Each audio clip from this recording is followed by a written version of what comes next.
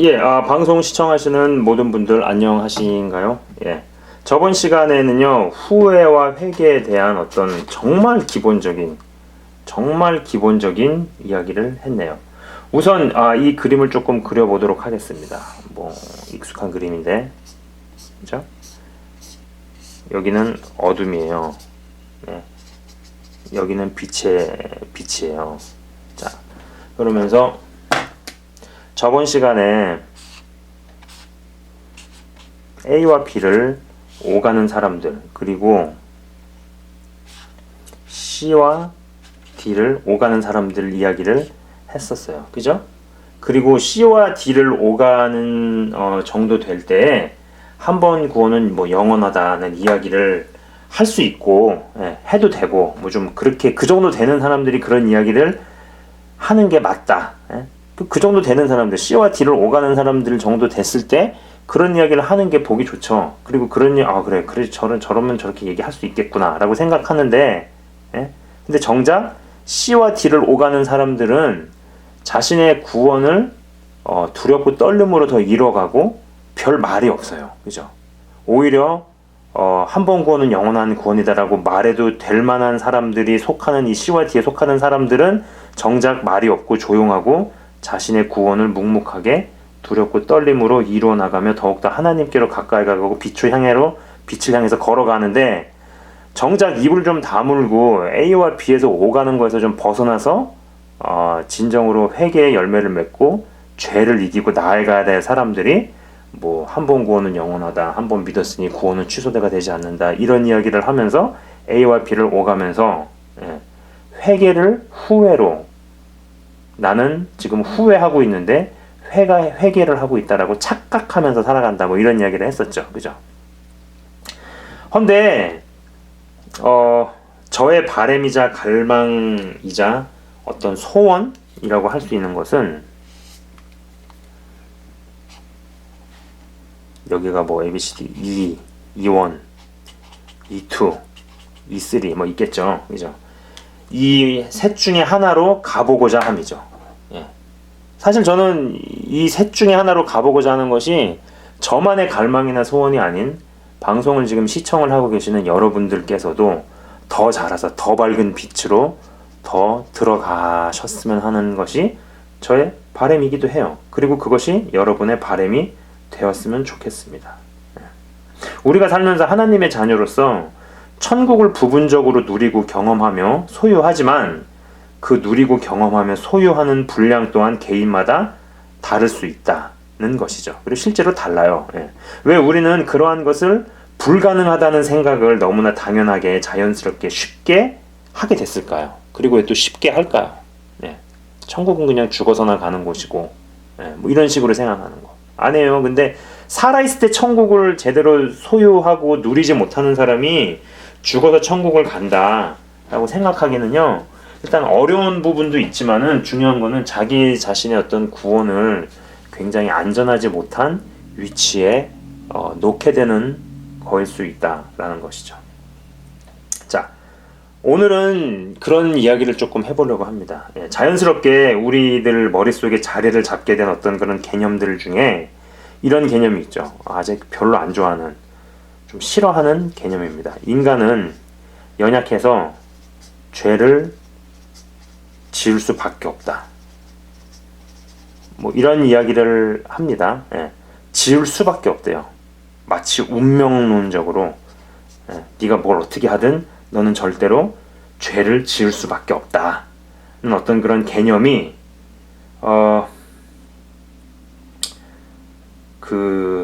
지금까지 제가 이게 말씀을 드린 현상들, 우리가 좀 굉장히 익숙하게 봐왔던 그런 현상들에 대한 이유를 제공해 준다라고 봅니다. 물론 인간이 연약한 것은 맞아요. 그거를 부인할 수는 없어요. 인간은요, 연약해요. 허나 저는 이전에 방송에서도 분명히 이야기를 했어요. 예. 우리가 아무리 신앙이 자라난다고 해도, 예수님의 십자가 공로가 크다 하더라도, 아담과 하와가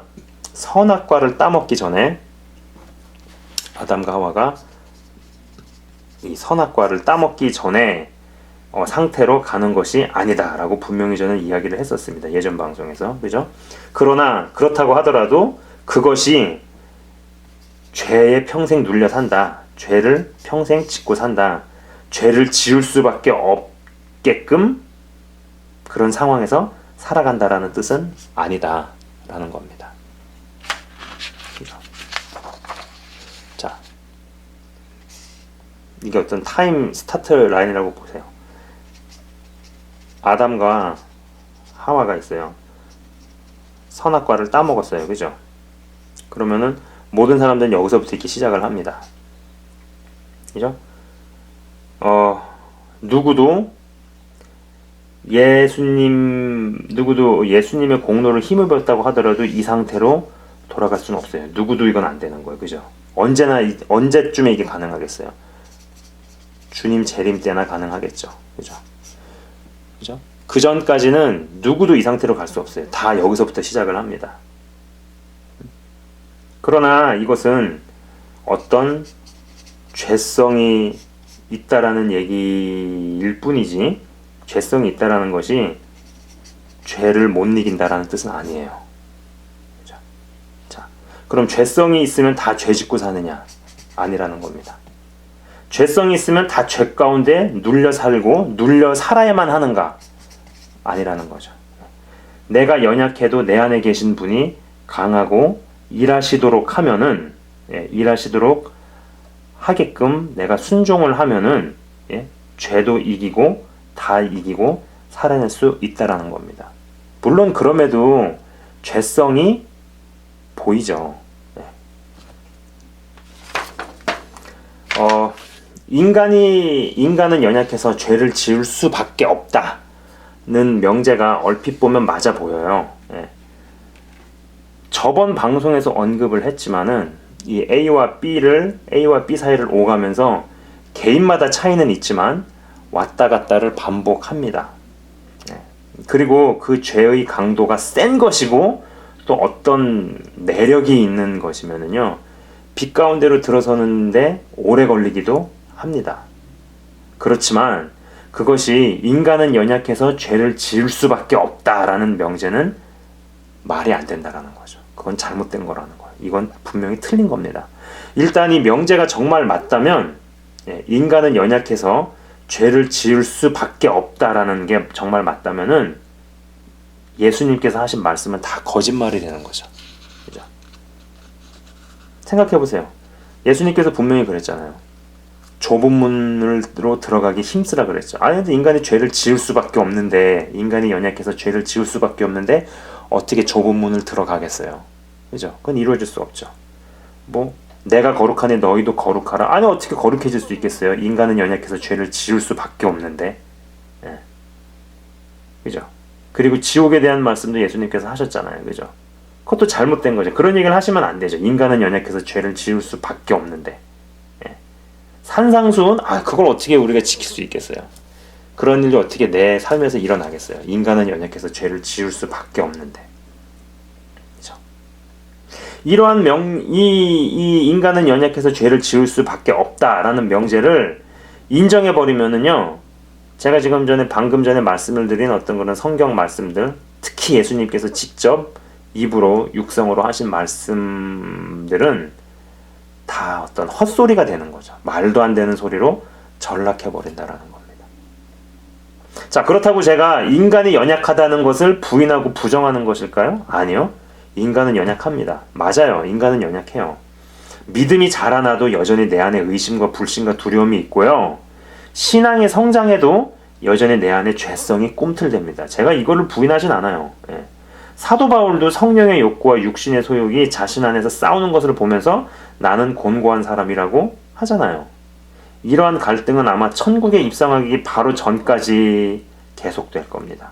그러나 그러한 상황이 연약하기에 연약한 채로 평생 살다 죽어라는 뜻은 될 수 없죠. 죄성이 있다고 해서 그것이 다 죄로 연결된다고 생각하지 마시기 바랍니다. 인간이 연약해도 내 안에 계신 성령님만 강하시면 연약한 인간이 죄도 이기고 뭐든 다 하는 것 아니겠습니까? 내가 우주의 먼지 같은 존재라도 그분이 임하시면 바위를 부수는 먼지가 된다라는 것이죠. 오히려 인간은 연약해서 죄를 지을 수밖에 없다와 같은 잘못된 개념이 머리에 자리를 잡으니까 내가 우주의 먼지 같은 존재인 것은 쉽게 받아들이지만 그 먼지가 바위를 부순다는 것은 받아들이지도 않고 믿지도 않으려는 것 아니겠어요? 이렇게 되면은 죄 가운데서 죄 짓는 것을 당연하게만 생각하고 예수님 공로보다 죄가 더 세다는 식의 체념만 있지 않겠느냐 하는 것이죠. 죄를 이기고 극복하고 회개의 열매를 맺어 나가는 과정에서 물론 넘어질 수 있어요. 그죠? A와 B를 오가는 과정이 생각보다 오래 걸릴 수도 있습니다. 죄의 문제가 그리 간단하지 않은 것도 잘 알고 있죠. 제가 예전 방송에서도 한번 이야기를 했지만은 하나님 입장에서도 독생자 예수님을 죽게 하는 것 외에 다른 수가 없게 만든 문제가 이 바로 죄 문제예요. 예전 방송에서도 제가 언급을 했었죠. 그분 입장에서 해결책이 벌써 2개 이상이면은 10가지, 100가지, 1000가지 방법으로 해결하신다고 했습니다. 대표적으로 베드로와 사도 바울의 옥문을 여실 땐 방법이 달랐죠. 그죠?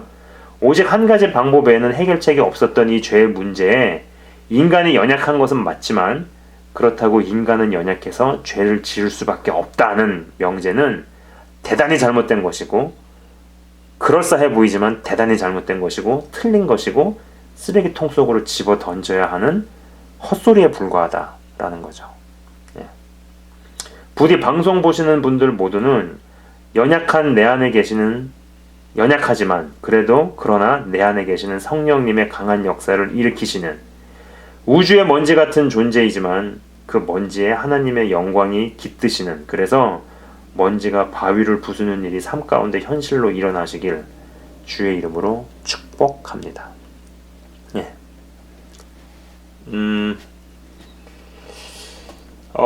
후회와 회개라는 어떤 그런 제목으로 이렇게 두 번째 이야기를 조금 해봤어요. 인간이 연약해서 인간은 연약하기 때문에 죄를 지을 수밖에 없다. 한편으로는 맞아 보이고 한편 어느 정도는 맞는 말이 될 수는 있어요. 그러나 이것을 완전히 철석같이 받아들여서 머릿속에 어떤 개념으로 작용시켜 버리게 되면은 그죠? 누가 죄랑 싸우려고 하겠어요? 예? 예수님의 십자가 공로가 있더라 하더라도 우리는 아담과 하와가 선악과를 따먹기 전의 상태로 돌아가진 않아요. 여기서부터 시작합니다. 그렇기 때문에 죄성은 다 가지고 있어요. 예수님을 잘 믿어도 신앙이 자라도 믿음이 커져도 의심은 여전히 있고요. 그죠? 신앙이 자라나도 죄성은 여전히 있습니다. 그렇다고 하더라도 내 안에 죄성이 있기 때문에 나는 죄에 눌려 살고 죄를 지을 수밖에 없고 죄를 지을 수밖에 없는 어떤 운명에서 못 벗어난다. 이렇게 받아들이면은 그거는 곤란하다는 거죠. 그건 굉장히 잘못된 겁니다.